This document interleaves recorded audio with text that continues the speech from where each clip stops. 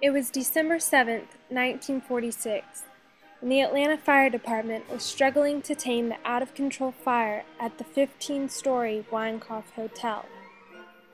According to the Winecoff media, the hotel was known to be fireproof, and unfortunately, this coined name could not have been more deceiving. Without sprinklers, fire alarms, fire codes, and fire preventative plans, the struggle to get residents and visitors evacuated failed miserably. With the Winecoff Hotel being the second loss of life suffered by the Atlanta Fire Department, this hotel fire was the catalyst to the lack of fire safety in the United States. An estimated 119 people lost their lives, from burn victims to suicides from people jumping out of the windows.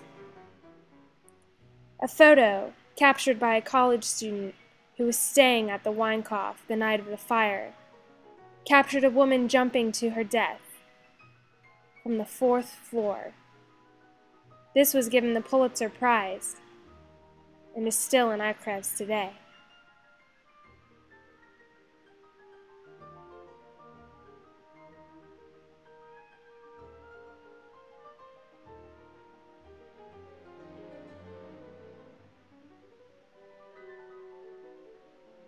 The memory of this haunting event is still seen today with a plaque outside the renovated hotel, now known as the Ellis Hotel.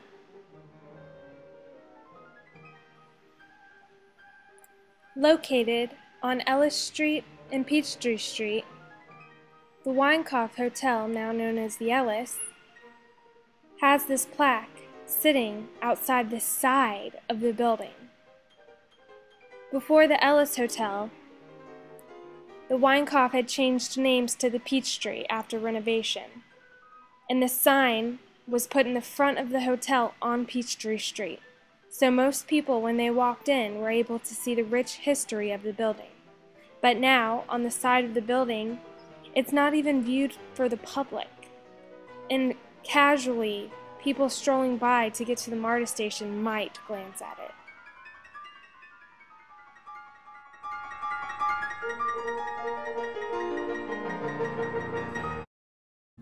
Since the fire occurred at the early morning hours of December 7, 1946, there have been several accounts of supernatural experiences, the most common being the smell of thick smoke coming from the hallways of many of the floors.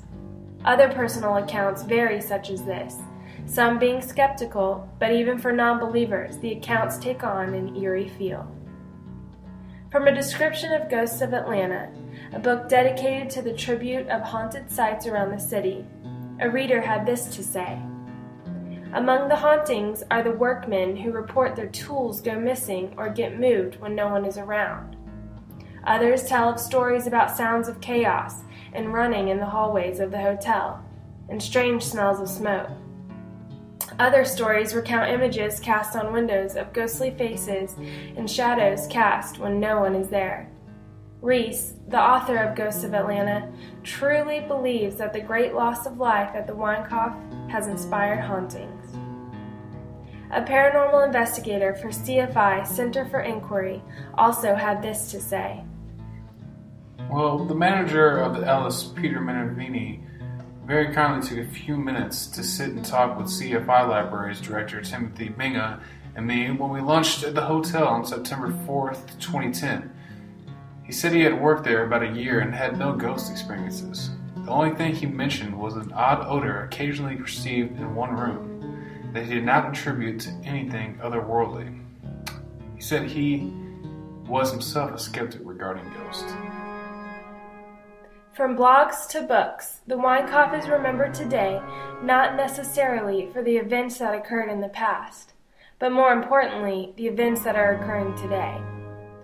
From voices in crowds to smells of smoke to actual apparitions, the Winecoff may be more alive than it has ever been.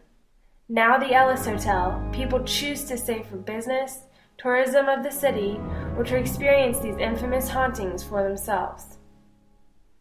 When I personally visited the hotel, I was told by the receptionist, Charisma, that the corner rooms were the most accounted for when the topic of paranormal activity came up.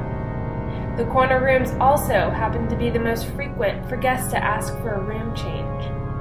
Charisma was very sweet and gave me permission to photograph the room I was staying in, which was not a corner room. But she also gave me permission for the first and second floors to be viewed for the hotel.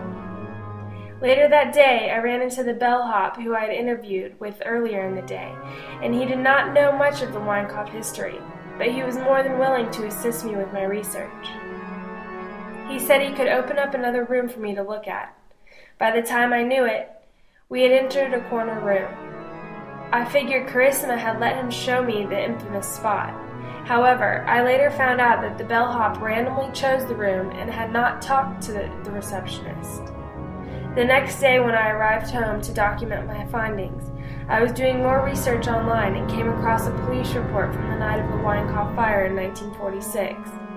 It just so happens that the fire was assumed to have started in a corner room on the 3rd or 4th floor. The room the bellhop had randomly showed me was room 406. Coincidence or not, the Winecoff remains as an integral part of the city of Atlanta through the memory and the paranormal activity that continues to occur today. Besides all the haunting and historical information of what happened that cold night in December, the Winecoff is most known nationally because it was the cause for fire safety codes being implemented throughout the United States. Today, the Atlanta Fire Department continues to be remembered for their service with the commemoration ceremonies for the surviving firefighters, such as one in 2007. There are also nationally viewed documentaries and websites contributing to the remembrance, books written about the event and personal accounts, and finally, the recirculation of the Pulitzer Prize-winning photo. The Winecoff Hotel is remembered today throughout the tributes to the hotel nationally and locally. The loss of life suffered will forever sit heavy on the Atlanta Fire Department.